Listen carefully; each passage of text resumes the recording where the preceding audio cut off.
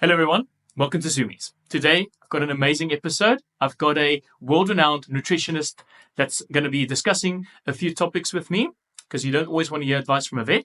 You want to hear it from someone that knows what they're talking about and someone that is non-biased towards the veterinary industry. So I'll let her introduce herself and then we kind of take it from there.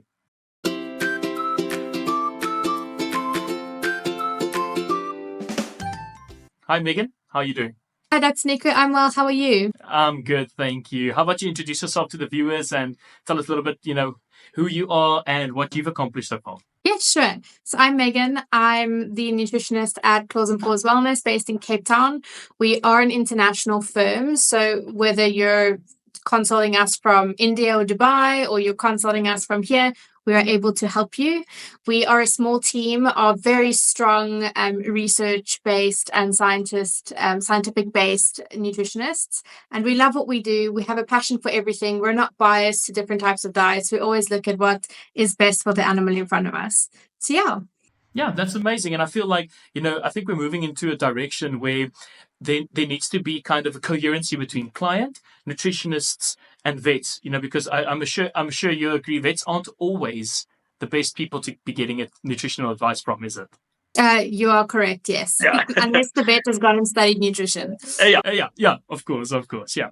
So the idea is that we're going to be, this is not a debate. This is not me enforcing my view onto Megan, neither hers onto me. This is purely an open source discussion just to relay information to the viewers. It's just so that you have a open, honest opinion, not just from a vet, but from a nutritionist as well. Biggest question is to start off with is a fairly simple one. A lot of people aren't sure on how to agree on this, and that's with, are dogs actually carnivores or are they omnivores, and why? Sure. So I think this brings us down to that whole biologically appropriate debate that everyone's got going. But essentially, when you break it down on a biological aspect, a dog is what we call a facultative carnivore. So they do have a requirement for animal proteins, meats and organs and bones and all of those things, that also are able to ingest and digest and utilize fruits and vegetables. So while they can have grains and fruits and veggies, they do have a big part of their diet that is actually required from animal proteins. And the same with cats. Cats are obligate carnivores, so they have to have animal protein as the bulk of their diet. They shouldn't be eating grains and fruits and veggies. So when we look at why they need animal protein, it's, the amino acids are super rich in animal proteins, and that is what the animal uses to have healthy organs, healthy development, healthy growth. So when it comes down to, is my pet a carnivore? Biologically speaking, a dog is a facultative carnivore. So yes, and the cat is very much an obligate carnivore. Yeah, I think it's important, like how you emphasize it, because I think it's a big thing these days for people to add maybe too much fruits into pets' diets, isn't it? I think a small amount obviously is great, but yeah, I think the focus should be on meat, isn't it? But then on this discussion of, are they carnivores, as we've established now, what is the main factor in how this influences a cat or a dog's diet, the fact that they are carnivores? Does it mean that other sources of nutrition are completely not needed, because or how do you think your formulation of your diet gets impacted by this fact? Sure. I think when you talk about formulation, the feeding guidelines are very much specifically tailored to sort of a commercial diet, where it really looks at the concentration of the aminos and sort of minimum maximum brackets for certain ingredients. So on formulation, it's a little bit more commercialized. But if we look at, you come into my nutrition clinic and we're trying to figure out a diet for your pet based on what's going on with them. We always obviously look at health and everything, but when it comes down to the diet itself, obviously we are going to prioritize the most bioavailable foods. And while a dog, let's say, can eat fruits and vegetables and grains, they're not supposed to get the bulk of their nutrition from that. So when we formulate in a sort of personal setting, sort of nutritionist to pet owner, we kind of try and find ways to give them a lot of other things. So the reason we have to put it down into an easy way to understand is the reason we include fruits and vegetables is obviously there's a fiber content, there's great minerals and vitamins, but also because the way that animals are farmed and sort of turned into food for consumption, there's a lot of loss of, good bacteria and vitamin B12, for example, because the animal that, like the cow, is no longer eating grass in the field. So we know vitamin B12 comes from soil. It's like the best way to get it in. So there's a lot of loss on the micronutrients in a commercially produced meat product. So when we look at the diet, obviously we prioritize the protein. Obviously, if the pet can handle it, obviously, when we look at kidney disease, we know that we need to monitor phosphorus levels and protein levels, whether it's fresh or commercial.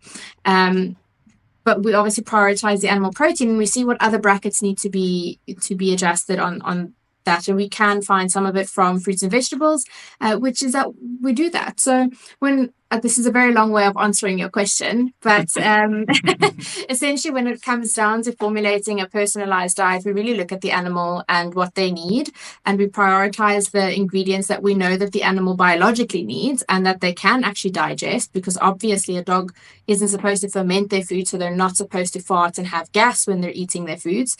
So we prioritize the biological things, and we try and find a balance with what else needs to be added into the diet to make it complete and balanced and safe for consumption. I think you actually made a few very good points there. Like I'm actually so happy you brought it up. Like especially that thing what you said about kind of maybe avoiding excessive proteins with cats and renal failure, for example, and things like that. Like it's such an important thing, because I think it's easy maybe for the average consumer to overlook those things, maybe even sometimes out of ignorance. So it's awesome that you mentioned it. But then shortly, maybe what do you think are, in most cases, maybe a good idea to avoid when feeding or formulating cat and dog diets? What are kind of like major avoidances, like undigestible components or excessive nutrients or what? I'm going to say when you formulate, this is now in like a personal capacity, right? Like you're in your home, you're trying to figure out what you're trying to cook for your dog or your cat. Is that correct? Yeah. Or even alongside, or even what you recommend to people, saying these are things we tend to avoid or check or really regulate or whatever. Yeah. Okay. So in the terms of formulating at home, we obviously understand that there are ways to incorporate fats and proteins and naturally occurring carbohydrates. So that doesn't mean a carb that comes from something like polenta or white rice, because we're not fans of that, specifically with what that does to the digestive system, and how you can link white rice to increased inflammation or homocysteine levels, which is directly linked to inflammation count. There's ways to mitigate that. So when you're looking at your pet's diet, obviously you don't want to do any sort of overly fatty product, which would obviously be, you buy mince, for example. Don't buy mince. Mince is terrible.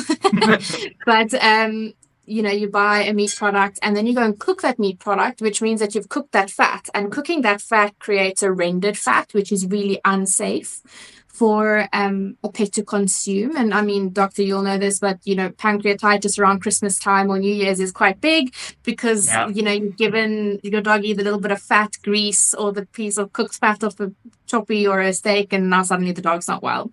So you don't want to render any fat, or so cook any fat, which is applying heat. And then obviously you don't want to bulk the food. So bulking agents isn't just rice. Bulking agents is also a lot of fruits and vegetables that don't really serve an overall purpose in that diet. So for example, a good example of that would be like putting a lot of white potato in the recipe that you cook up for your pets, which is obviously it's going to create volume, but it's not going to meet the calorie requirement. Yeah. So I think the biggest tips would obviously be don't use any fatty product and cook that, because that's rendering the fat. Try and find better ways to bulk up the food, which you can really do it with pumpkin and broccoli and cauliflower and a whole bunch of other really beneficial fruits and veggies. Obviously, if your pet is able to eat those, it's very important. And then also just making sure that you find good quality food, because it's all good and well that you're feeding fresh, but if you're feeding the wrong type of fresh, then it's even more detrimental to the pet than feeding a commercial diet, whether it comes out of a bag or a can. Because there's a very big misunderstanding when it comes down to that, is You can feed fresh, but it might not always be the best option if you're doing it wrong. So those would probably be my take-home points on that. Okay. Sorry about that difficult issue we had there with our third world country issues, but we're back. So, moving on to the next question. Honest opinion, what is your opinion on kibbled or processed diet? And like, what are your, at least for South Africa, your like brand recommendations? So I think a big part of my opinion comes down to the animal needs to eat a complete and balanced meal. And it doesn't matter how you feed that. Obviously, a fed pet is the best pet. So there are, with that being said, there are good and there are not so good pet food brands. And I think it comes down to, you know, having an informed pet owner make those decisions on behalf of the animal. So on the African brands, there's a couple that I'm really proud of and really sort of like I encourage people to use them and feed them to their pets because, you know, price doesn't negate quality. And if you can get the same thing, especially for a South African budget and South African pocket, if you can get the same thing as what all these fancy brands that, you know, is usually veterinary recommended, if you can get the same quality, if not better quality for at least half the price, then I think it's a bonus for everybody involved. My professional opinion, though, on kibble is as long as your pet is eating and eating something good quality or the best quality that you can afford, and the food is DAF registered, it's complete, it's properly formulated, then that's great. Brand specifics. Here, I'm very keen on the Ultra Pet range, especially their special condition range. You know, they've got the joint, they've got the fat control, and then they've got the hypoallergenic, and those are really good options, you know, that you can rather recommend over, you know, a veterinary product. So Ultra Dog's really great. I love the Amigo products. That's some novelty proteins for some of their ranges, which is awesome for pets who are a little bit sensitive to chicken and beef. You know, they use ostrich and lamb. One of their recipes I think does have chicken, but I stand under correction. So Amigo's really great. It's also made here in South Africa, literally in Mossel Bay. Oh, wow. Locally. I know. And then another one was obviously the Lacuno, which is exclusive to the Absolute Pets franchise. That's a really good brand. I think that they've got a really good variety, and they also have a little bit of a sensitive range for hypoallergenic, for joints and things like that. So those are really affordable, accessible options in comparison with some of the vet recommended product. So those are really cool. I've got a couple of patients in my nutrition clinic that we've put onto that, whether it's exclusive or we do a hybrid feed where we feed two types of diets. So they're on fresh with kibble, but really you don't have to spend 2,000 or 3,000 Rand on a bag of food in order to feed your dog a good quality food. A lot of that comes in with where it's coming from. It's a name brand, but you don't have to feed that in order to have a healthy pet. Yeah, no, and I actually love that saying that you just said. It's what I tell some of my clients all the time: is feed the best food that you can afford. You know, but I think it's important to emphasize also that thing of a more expensive food doesn't inherently mean better food. You know, because like we said, these things, these foods need to be imported most likely from America or from Europe. So they need import taxes. They need to be put on trucks, onto ships, and all of that. Just it's a business. It's a business. So that is going to drive the cost of that product up.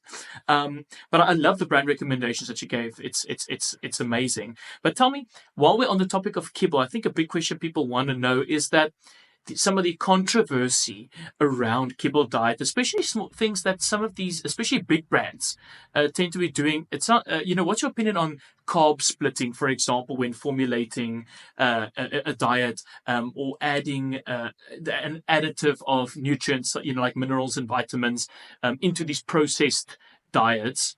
What's your opinion on those topics? So I think that before we go into this tangent or this very hot topic, because there's a lot of stuff that goes on here, I think we must all just realize that a lot of what these companies are doing is legal because they are formulated to meet requirements and they are registered with the correct governing bodies in that country. So here in South Africa, for example, our governing body for pet foods is the Department of Agriculture, DAF. So each product that is traded, whether it's cooked or fresh, or like fresh as in raw, or kibble, or retorted, canned, they all have to meet the requirement that DAF has. And in South Africa, we base our formulations off of AVCO's feeding guides, which is the American Feed Association. So regardless of how these companies are listing their ingredients, they are legal foods. They meet the requirements and they're registered, right? But that doesn't mean what they're doing is fair or correct or allowing a pet owner to make an informed decision. So there's a dog just in the background. So when it comes down to ingredient splitting, which is a very common practice. For example, peas won't just be peas. Peas will be pea flour, pea hulled, and whole peas. But all of that is a pea content. Yeah. So, and the same comes down to potato. Instead of saying just potatoes, it's potato starch, potato flour, and then, they can say whatever else they want. So when we as a pet owner look at that, we're like, oh my gosh, this is so healthy, but it's essentially all the same thing. So I think discernment and figuring out how to read ingredient labels is really important for a pet parent, is just to understand the lingo a little bit. I typed a little blog for our webpage on this topic specifically, and how to figure things out. So that is one thing that they do. But then they're also very misleading and vague. Instead of saying chicken meal or beef meal or mackerel or whatever they want to put in there, they put it under very vague umbrellas like animal and meat derivatives, which again, for us, if you don't know what that means, it means that they can find an animal and meat derivative regardless of source and put it in that formulation. So you always want to look at brands that are at least offering some form of traceability. You are not, as a pet parent, going to understand everything that's listed on that ingredient label. You are not going to. Some of the words, some of the synthetics, you're not going to understand it, but it's okay. You don't have to. But when it comes down to the section where they say approved vitamins and minerals and approved antioxidants on the product, there is obviously a mineral, macronutrient requirement in order to meet sort of the AVCO standard. So when a product says added or approved vitamins and minerals, all that they've done is, it's an incredible product that you get in the pet food industry, is premixes. So it's a concentrated form of all the vitamins, all the minerals that your pet needs. And yes, the formulation can have some ingredients in, but all those ingredients together isn't going to meet the mineral requirements or the vitamin requirements. So then they go and add a premix in to meet those requirements. Yeah. So it's very rare that you're going to find a commercial food that doesn't use a premix in a dry or a tinned format. Some cooked food brands here in sort of South Africa also use premixes. It just means that it's trying to make sure that your pet is getting everything it biologically needs in order to survive. So my thoughts on that specifically is it's needed. It's required to be a complete and balanced food, so I'm not necessarily against it. Obviously, as a pet owner and perhaps as a pet nutritionist, my aim is always to try and find a brand that is as traceable as possible on their products and on their ingredients. So I'm the person that before I buy something or before I product test it, I flip the bag and I'm like, well, what's going on here? Let me see what I can figure out here. Good. But, flipping the bag and reading and understanding that the pea flour and pea starch is the same thing. It's just showing up differently on the labels, and understanding that the ingredients are listed before they process. So that is their before process weight. So after cooking and after extruding and all those processes, the weight of the ingredients might manifest differently. So it's just understanding the lingos and how they do that. And then also, yes, you're not going to understand everything, but in order for that product to be on a shelf, it does meet the requirements. So feeding that will give you a balanced diet. It might not be the best diet for your dog, but feeding a balanced diet is better than feeding an unbalanced diet for too long, because at least if you feed a balanced diet, your pet is getting something. But if you're feeding a diet that's deficient in minerals and vitamins over time, that can cause a lot of issues. You are going to kill your dog faster feeding, or your cat faster feeding an unbalanced diet, whether it's cooked or raw or whatever else you want to feed, versus feeding a commercial complete diet. So always make sure that you're feeding correctly. That's the big one. I think it's important for me to emphasize also that thing of, added vitamins and minerals and such are not exclusive to processed diets. Exactly like you said, you can find them in raw meat-based diets and home and prepared meals as well. And I don't think it's in like you said necessarily in a bad additive.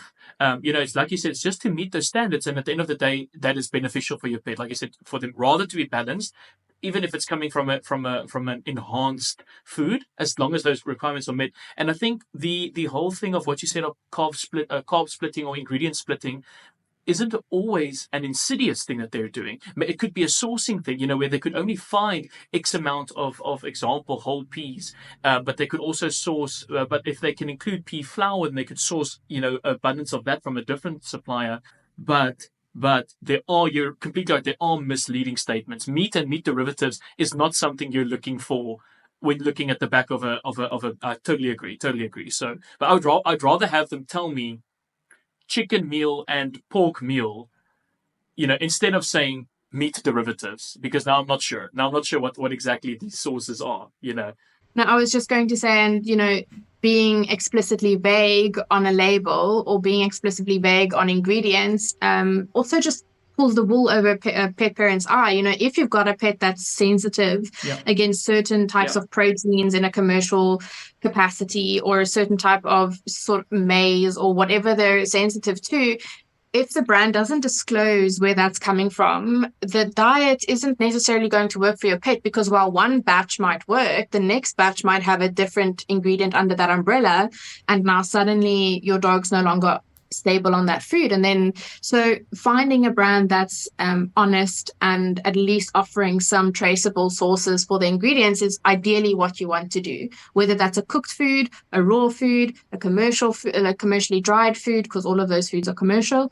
It doesn't matter. Just try find a brand that is honest with at least the protein sources. Usually they're very honest with the corn and the cereals and the wheats, because that is the bulk of the product as well, because you have to make like a dough for it to pass through, or batter type to pass through the machinery and the extruder. But just find something that's a bit more traceable, I think, is a big one.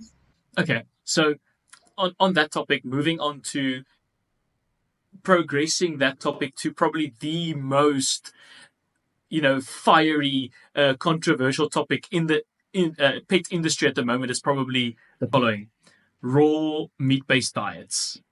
From you, yay or nay, cats and dogs? What's your opinion on that? My opinion is, if it's done correctly, it is a fantastic diet. Raw food does not fix everything, which is a narrative we see a lot of in the pet nutrition industry. Everyone's like, just feed your dog raw, it's fine. Some dogs might not have the enzymatic function or strength to eat a raw food diet, and then might need something different, or some pets might not have as easy of a time breaking down that mass amount of protein, for example. My dogs are raw fed. They're doing very well, but I'm not an exclusive raw feeder. I hybrid feed. So I feed a little bit of raw, which is the base of their diet. If I add a little bit of cooked toppers or some boiled egg here and there. So I mix in because I know my dog's capacity. But raw diets are fantastic if it suits the animal that we are looking at in front of us. If it's from a registered company, not just made by a butcher and you're going to buy pet mince out the freezer, that's not a suitable diet for dogs to eat or cats to eat. So it must be registered. A V number should be on their packaging. And, not all raw diets are equal. And this is where... and this can be cooked food as well. There's two factors or two types of food. You get the complete food and you get a complementary food. A lot of the raw foods that are currently being traded or retailed in the raw food industry are only complementary food. And I don't think people actually understand the difference, is that complementary does not meet all the requirements. So it cannot be the only diet your pet is eating. If you feed a complete raw food that is sustainable as like a core diet, your pet will get all the minerals and vitamins and things that they need from that diet. So that's one factor. And then another factor is that raw foods usually do not contain enough fiber.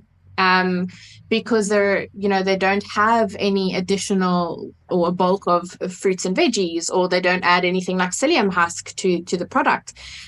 So you also need to consider if your dog has sort of gut motility issues, or we're looking at a dog that's anal glands need to be self-expressed by stool, because you should also not be expressing your dog's anal glands so often. Again, that's diet related. But if you have a dog that struggles with anal gland expression by themselves, obviously you need to increase the fiber and you need to better that stool quality. So raw food's fantastic if it suits the pet. If it doesn't suit the pet, your pet is probably better eating something else. I love everything that you said. Like that's like such a nice summary of exactly how I feel. Like I'm a big raw feeding advocate, and I think a lot of the evidence pointing towards it is really good. But there's such a big but, and it's everything that you said. It's that big but of, are you ticking the boxes that come along with feeding the raw diet? Like you said, are you sure that you're feeding a balanced raw meat-based diet, or are you feeding complementary feed? Are you practicing appropriate hygiene that comes along with that? Well, I think most people actually don't practice good hygiene even with commercial diets, processed diets. But my biggest peeve kind of with the raw meat-based diets is, I love them, but I'm still honest and realistic with people about what it entails. And I actually commented on a few on a video or two the other day on one of these social media platforms, where this person made these claims about, if you feed raw, inherently your dog will have a better skin, will have better stools, will be more healthy. And then I basically commented there and said, if a commercial, kind of big branded processed diet made those claims on their bags, what you just made, they would undergo such scrutiny, because there's no guarantee that feeding raw will make your dog healthier and will make your dog's skin look better. Like it's all about, like you said, what are the underlying kind of factors. Yeah. And then tell me, and then a similar approach to that, instead of raw diets, home cooked diets. What are the caveats there, or kind of things that people need to consider if they want to opt for those options? Certainly. I think the same premise comes under home cooked. So we aren't very lucky with a lot of home cooked options being commercially retailed at the moment in South Africa. We've got a few key players. They're great. They're VIE registered. But if you want to go and cook for your fluffy at home, the best option is to actually get a recipe done by a pet nutritionist who consults and does these recipes for your pet. It's a little bit of a financial investment because, it does take a lot of time, and there's a lot of experience that goes into being able to do that. But rather have a formal recipe. So worth it. It's an investment in your pet's health. But rather have a recipe done by an actual pet nutritionist. There are websites like Balance It and things like that, but those are very unreliable. They often tend to input their own supplements into things like that. So it doesn't necessarily mean that you can just do it on the webs on the internet yourself and then your pet's going to be fine. And chicken and rice and vegetables is not balanced. Very often we also find that a lot of the stuff that people cook for their pets is usually like beef liver and rice. That is way too dangerous. I mean, liver itself is such a superfood when you break it down into its micronutrients and everything, but too much of those nutrients is also bad. Like too much zinc and too much vitamin D and too much of this, it causes toxicity.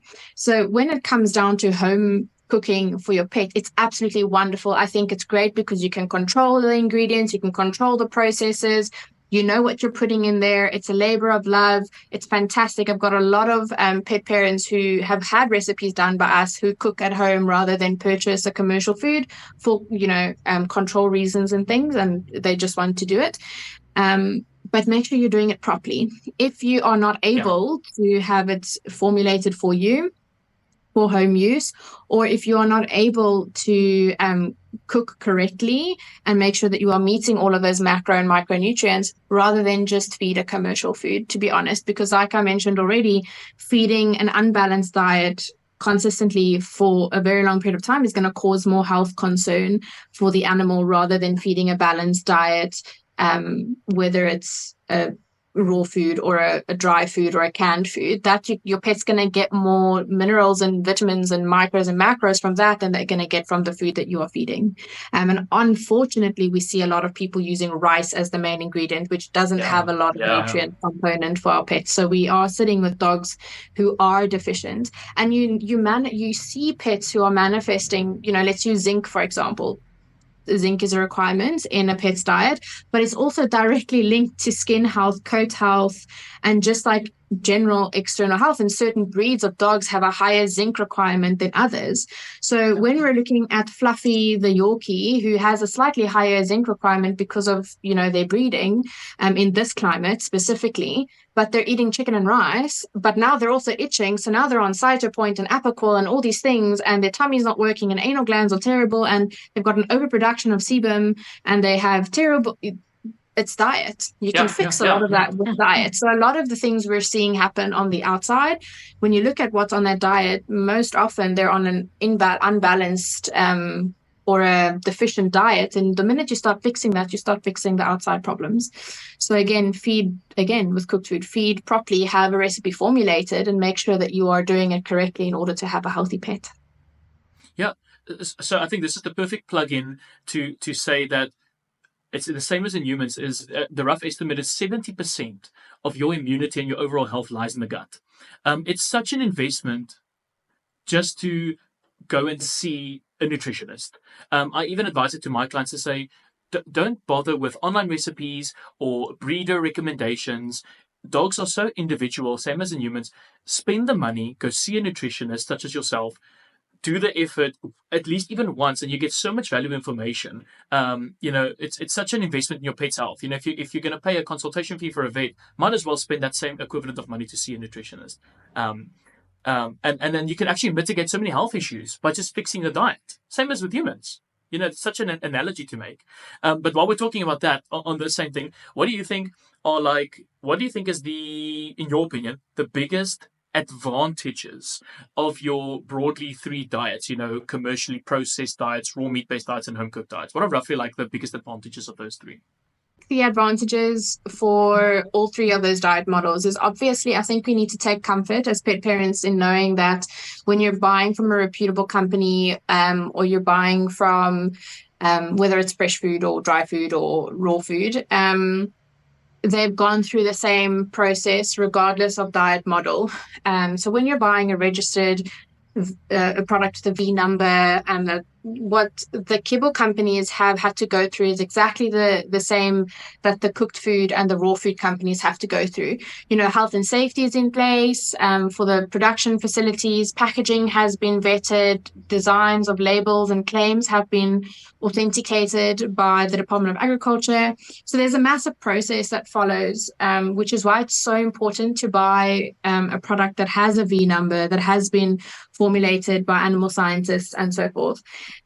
So regardless of type of diet, if you're purchasing a product with a V number and registration, you know that it's been vetted and approved and is legal to trade. And those V numbers have to be renewed every 2 to 3 years, depending on how the product's been registered. And there's a very small amount of people who are actually qualified enough to formulate those diets. So when you're looking at feeding a diet model, that's one thing to keep in mind when you're buying a proper product, a reputable product. And then I think, as a pet parent, we always want to make informed choices. I think when it comes down essentially to what's best for your pet, there's a couple factors you need to look at. Is obviously budget, lifestyle, what you've got available. Some of us live super remotely and can't go and, get raw food shipped to us. So we have limited shelf-based options. But then again, it comes down to the brands that you have available, using your knowledge on hopefully what you've learned from the discussion so far, looking for products that are traceable, that are honest, or as honest as they can be. And then just really, whether you can, this is also something I say, is like, whether you can only buy like a middle range or lower to middle range product, whether it's dry or whatever else, you can make it better at home. So instead of serving just dry kibble, you can hydrate it a little bit with, some warm water over the pellets to soak and to help a bit with the digestibility. You can also use like black decaf tea as a topper. We know that rooibos is fantastic for anti-inflammatories, antioxidants, anti all those things. So adding that as a little bit of as a topper, liquid topper over the dry food. If you're eating vegetables tonight, give your dog a little bit of broccoli, a little bit of cauliflower. That's also great. Make sure that it's cooked. Obviously, vegetables and fruits need to be steamed or cooked because of the cellulose. Dogs need a little bit of help digesting things down. A dog can have an egg every other day, every 3 days or so. It's a nature's multivitamin, lots of good nutrients in there. Boiling an egg and giving them an egg every 3 or 4 days is also fantastic. So there are ways you can improve the quality of the pet's food. There's hybrid feeding, 80-20 type style, where 80% of the diet is balanced and you have 20% of the diet to play around with toppers.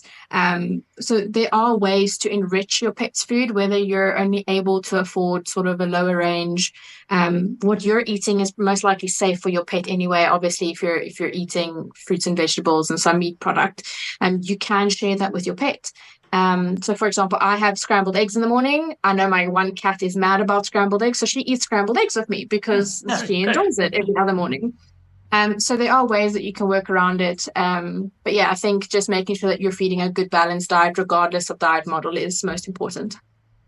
You're mentioning so many good points. And I love the 80-20 ratio toppers. I'm such an advocate for that as well for people. If they don't want to go through any hassle or trouble or don't want to go see the nutritionist, I say, then stick to 80% of your balanced kibble diet that you can afford and you add appropriate toppers, and then we just walk through that. But on that topic of giving nutritional advice, what is from a nutritionist's point of view, what is your honest opinion about the average veterinarian giving nutritional advice to clients, with kind of keeping in mind that I'm assuming, on my opinion, that most vets recommend specifically kind of your vet associated brands, which we won't mention, right? But I think everyone knows what we're talking about. Do you think, your honest opinion, that the vets are only recommending those brands purely because it's money driven? Do you think they recommend those brands because they're safe bets to make? It's kind of, most pets would do well on X or Y diet. Or do you think it's just ignorance? Do you think they just suck at giving nutritional advice? What's your whole kind of view on that? Sure, that's a really great question. Before I start, I am just going to say that I work really well with a lot of veterinarians. I have an established referral program where vets will send patients to me that are perhaps a little bit sick or needs, intervention, or the owners are curious about a different feed model. So I love the vets that I work with. I have the most respect for veterinarians. You guys have probably one of the hardest jobs in the world. So I take my hat off to you. On just like the standard veterinarian comment is, most vets don't study nutrition as part of their degree. That is common knowledge. I mean, you get a little bit of exposure as part of your education, but you don't go and devote a whole degree just to nutrition and animal science. I mean, to be fair, you've got so much other stuff to learn because you're literally a GP, but you do everything for dogs and cats. So if we look at human medicine, how a human GP would refer you to a nutritionist, I think that is a model that in the veterinary industry still needs to, be achieved. So I don't think a vet that hasn't gone and studied nutrition specifically should be giving tailored advice to pet owners. I think the crux of the matter comes in, I think you guys see a lot of the damage that the animals have from eating the wrong foods, for example. So as a vet, is your first primary care point of contact, your job is to make sure that animal leaves in a better way than it was when it came in. So I think on that side, I understand why vets will refer pet owners to the commercially dried foods that are on the shelves in the vet shops, just because that is a balanced food. It is registered. That's the exposure you guys have. You go, these companies will take you guys out to dinners, do launches, do lots of, educative stuff with you guys. So I understand why vets recommend it. But when Fluffy with stage 2 kidney disease comes in and is not doing well on the kidney care plans, telling the owner there's nothing else for them is so inaccurate, because there's so much more from a nutritionist perspective we can do. So I think there needs to be a little bit more of a synergistic relationship between vets and nutritionists, but also our nutrition industry is so unregulated. It's so difficult to find people with the actual degrees and actual education to be able to help these people. So I think as a vet, when you go to your vet and you ask them for help and the vet shows you this bag of food or this tin of food, I think it's coming from a place that, one, that's all you guys know, and two, you stand in confidence knowing that these foods are formulated to meet requirement, they are balanced, and the majority of the test subjects on those foods before they were launched with their claims did succeed. They did well. Whether it's 86% of the dogs or 76% of the dogs did well on the food, that percentage of dogs did well, or that percentage of cats did well. I think you guys recommend it out of a place of it's going to work because that's what is claimed and that's what is stated in the registration of the product. But it isn't the only option. So I think when it comes down to complex cases or diseased pets or sick pets, rather just try find a referral system for them, because there's so much more we can do for animals than what a standard veterinarian is going to know. I think another contributing factor is that, the way the world, in my opinion, has developed is that you have social media platforms that are ginormous, but with that comes so much, I would say, false or inaccurate information, or people claiming or sounding like they know what they're talking about, and maybe even using buzzwords, or people saying, hi, I'm a registered nutritionist, and they're not lying about that, but then maybe they just did like a 6-month online course to be able to say that, and then they put out information that and they maybe put claims out there that aren't necessarily accurate to maybe a vast majority of animals. But then the opposite to that, you have vets that are so hard-headed and are total like alpha personalities that will never admit that they maybe don't have sufficient nutritional knowledge. So they don't want to admit that to the client. So clients are kind of caught between these two paradoxical worlds, but there's such a big middle ground, and that's where people like you fill in. And I'm hoping that maybe the whole pet industry will move more towards how human medicine is, in terms of your actual, in my mind, unqualified nutritionists know where their limitations are, but also that your veterinarians know where their limitations are, and that both of those aspects get referred to people such as yourself who have studied the field, who know the field, who specialize in giving the correct advice to an individual patient. That's such a big thing, because people make claims, say like all cats will do better with an omega supplement, which isn't the case. That is bad advice. This may be an extreme example, but you get what I'm saying. So I'm hoping everything, I hope the whole industry develops to be more advantageous, especially qualified professionals like yourself. But maybe we should cut it here. But I'd love for you maybe to insert your details here where people can reach you. Can they email you? Even for a global audience, are they able to get in contact with you? What are your details? Sure.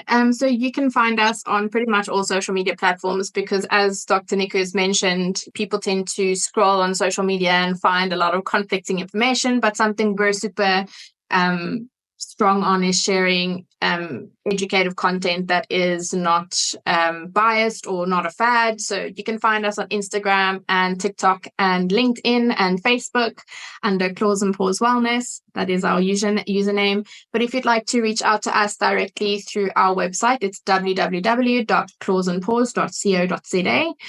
All of our content or all of our contact information is on there. We've got our pricing packages if you'd like to book a session for your pet. This is also where I say that if your pet is insured and you do have holistic cover under your insurance, you are able to claim our consultations back under that holistic care plan, which is super cool. I think that's really helpful for the pet parent. Awesome. And then, you can find us through that. And then social media, you can always reach out, find us there. We always reply to DMs and messages. I'll maybe just leave a link to all your social media pages and your website, everything in the description as well, just so people can easily access. But Megan, thank you so much for all your time and for just being transparent and open about. I think a lot of our views actually align pretty well, and hopefully that carries over to the personnel, and clients and pet owners as well, so we can kind of build happier, healthier lives with our pets. Thank you so much, Megan. Have an amazing time. We'll chat again. Yeah, we'll chat again. Okay, cheers. Bye. Bye.